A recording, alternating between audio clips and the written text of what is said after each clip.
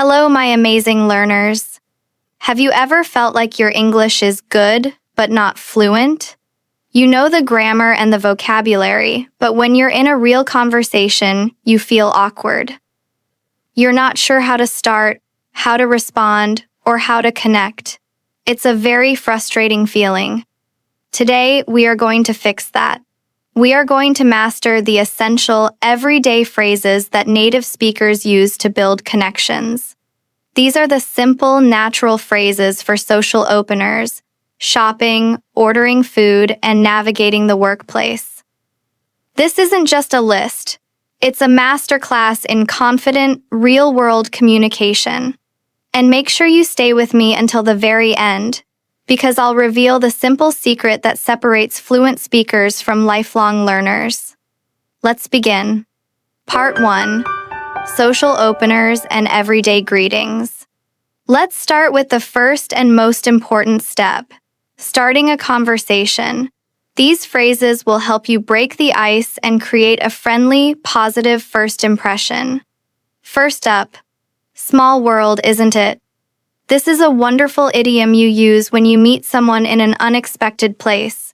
Imagine you bump into a colleague at an airport in a different country.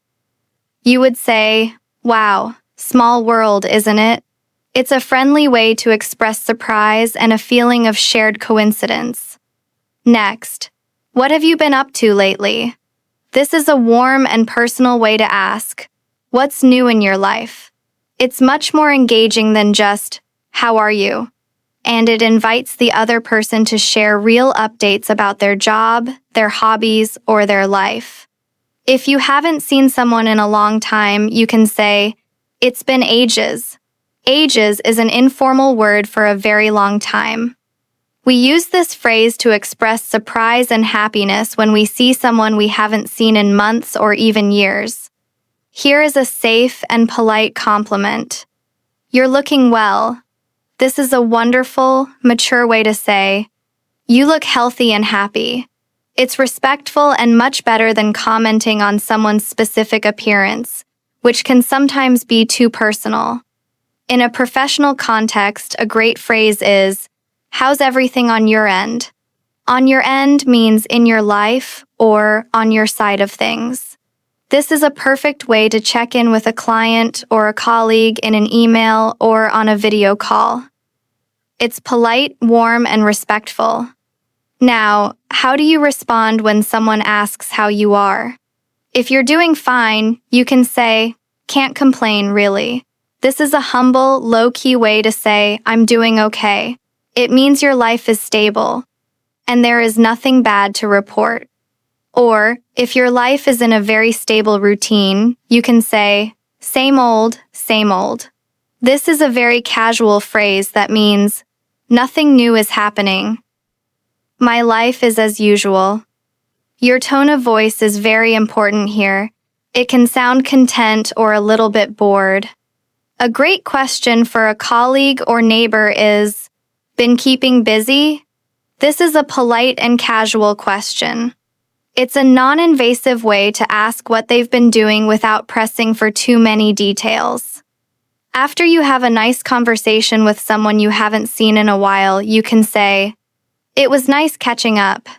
To catch up is the phrasal verb for talking with someone and learning about their life updates.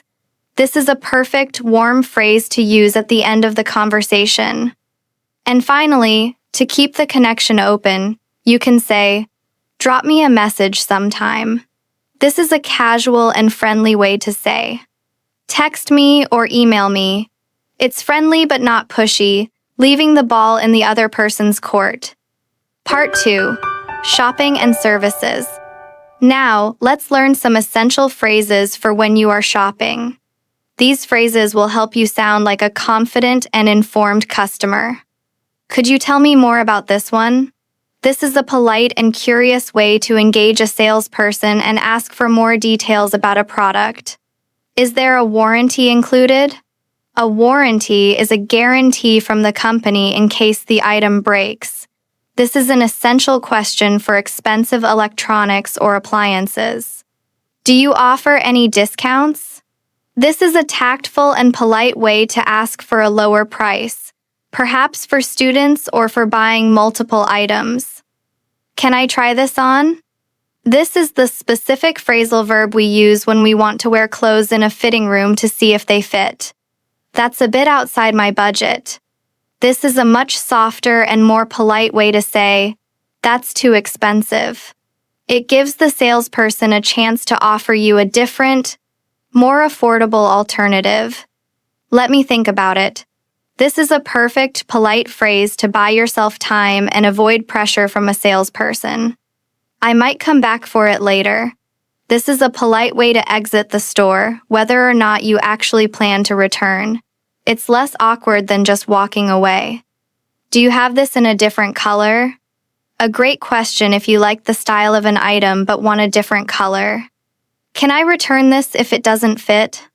A very smart and responsible question to ask before you buy clothes, especially if you are buying a gift for someone. I think I'll leave it, thanks. A clear, polite, and graceful way to say no after you have considered an item. Part 3. Cafes and restaurants. This section is for one of the most common daily activities, eating out. These phrases will make you sound confident and relaxed. Could we get a table by the window if possible? A very polite way to request a specific, desirable seat in the restaurant. I'll have the grilled salmon, please. I'll have is the most standard and natural way to order food. It's short for I will have. Would you mind giving us a few more minutes? A very gentle and polite way to tell your waiter that you are not ready to order yet. Could we get this to go? To go, in American English, means you want to take the food with you, usually your leftovers, in a container. Excuse me, I think this isn't what I ordered. A calm and respectful way to correct a mistake with your food. Is service included in the bill? This is a smart question, especially when traveling, to see if the tip, service charge, is already added to the total. I have a food allergy. Does this contain nuts? A critical sentence for your health and safety. You can replace nuts with gluten, dairy, or shellfish. Everything was fantastic, thank you. A lovely way to express gratitude to the staff or chef after a good meal. Could we have separate checks, please? Separate checks or separate bills means you want each person in your group to pay individually. Workplace and professional settings. Now let's learn some phrases for the office. These will help you sound professional and collaborative. Let's touch base later this week. To touch base is a very common business idiom that means to have a quick chat or follow up soon. Could you clarify what you meant by that? To clarify means to make something clearer. This is a very intelligent question to ask in a meeting if you are confused. Just to double check, we're meeting at 2 p.m., right? To double check means to confirm information. This is a great way to avoid misunderstandings. I'm afraid I won't be able to make it.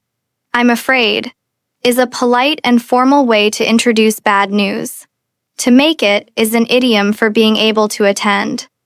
Would it be possible to reschedule? A respectful way to suggest moving a meeting or appointment. Let me loop you in on this email. To loop someone in is a business idiom that means to add them to an email thread so they are informed. That's a great point. I hadn't thought of it that way. This shows humility and open-mindedness. It validates your colleague's contribution. Let's table that for now. To table a topic is an idiom that means to pause the discussion on that topic and return to it later. I'm happy to take the lead on this. To take the lead means to accept responsibility for a project or task. This shows initiative. Let me get back to you on that. This is a perfect professional phrase. It means, I don't know the answer right now, but I will find out and tell you soon. Part 4. Making plans and social arrangements. These phrases are for organizing your social life and are key to building friendships. Are you free this weekend? an easy and friendly way to start making plans. Do you want to grab a coffee sometime? To grab a coffee is a very common, casual, and low-pressure invitation. Let me check my calendar. A polite and professional phrase to use before you confirm a plan. I might have to take a rain check. To take a rain check is a very useful idiom. It's a gentle way to say no, but with the suggestion that you would like to do it another time. Let's play it by ear. This idiom means, let's decide later based on the situation, rather than making a firm plan now. That sounds good to me. A simple, positive, and enthusiastic way to agree with a plan. I'm not really feeling up to it today. To not feel up to it is a very honest and respectful way to decline an invitation. It means you don't have the energy or mood to go out. Could we push it back a bit? To push it back is a phrasal verb that means to reschedule for a later time. Let's pencil it in. This is a great idiom that means, let's tentatively plan for that, but it's not final yet. It's like writing the plan in pencil, so you can erase it if needed. The final secret. Fantastic. You have just practiced over 40 of the most essential, natural phrases that native speakers use every day. You are building a powerful toolkit for real-world communication. And now for the secret I promised at the beginning. The simple secret that ties all of this together is this. Fluency is not about what you know, it's about what you use. You don't need to know 10,000 words. You just need to be a master of 100 useful ones. The phrases we practice today are your core toolkit.